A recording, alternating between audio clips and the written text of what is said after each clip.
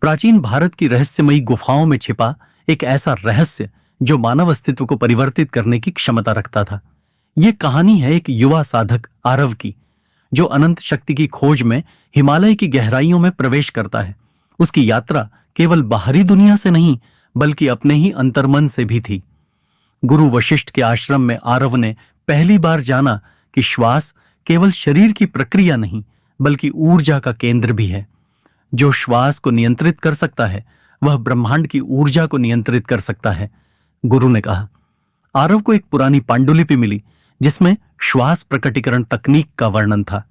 इस तकनीक का अभ्यास करने वाला व्यक्ति न केवल आत्मिक बल प्राप्त कर सकता था, बल्कि भौतिक शक्ति भी अर्जित कर सकता था।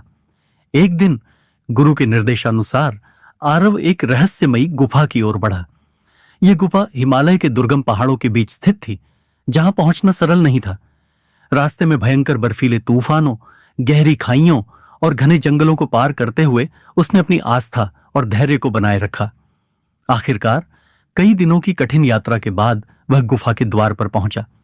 वहां उसे एक प्राचीन महायोगी मिले जो सदियों से इस तकनीक का अभ्यास कर रहे थे। उन्होंने आरव को बताया कि यह तकनीक केवल शारीरिक अभ्यास नहीं, बल्कि मानसिक और आत्मिक संतुलन का मार्ग भी है। महायोगी ने आरव को नाद ब्रह्म श्वास की तकनीक सिखाई। यह 5 चरणों में विभाजित थी। 1. प्रारंभिक श्वास संतुलन, जिसमें श्वास को नियंत्रित करना और मानसिक रूप से शांत रहना सिखाया जाता है। 2.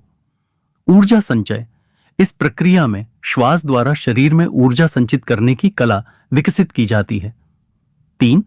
नाद ब्रह्म ध्वनि, इसमें विशेष ध्वनियों और मंत्रों का उच्चारण किया जाता है जिससे चेतना की ऊंचाई बढ़ती है।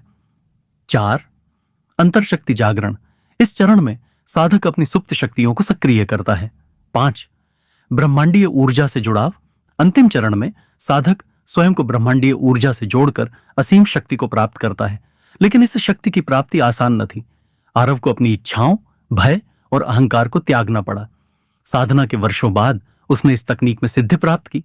अब वह केवल एक साधक नहीं, बल्कि स्वयं के अंदर छिपी असीम शक्ति का झाता बन चुका था।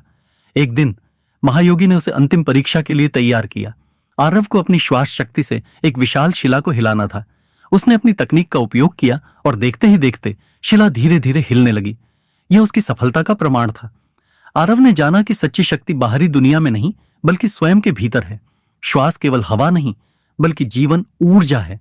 जिसने इसे जान लिया, वह संसार को अपने अनुसार ढाल सकता है।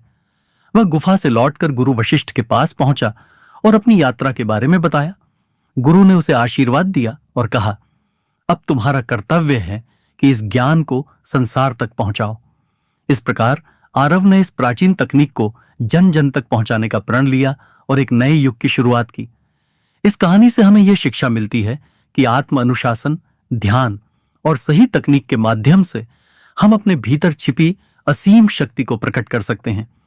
हमारी सांसें केवल शरीर को जीवित रखने का माध्यम नहीं, बल्कि आत्मज्ञान और ऊर्जा के सबसे बड़े स्रोत हैं। जो इसे समझ लेता है, वह अपनी सीमाओं से परे जाकर असीम शक्ति का अनुभव कर सकता है।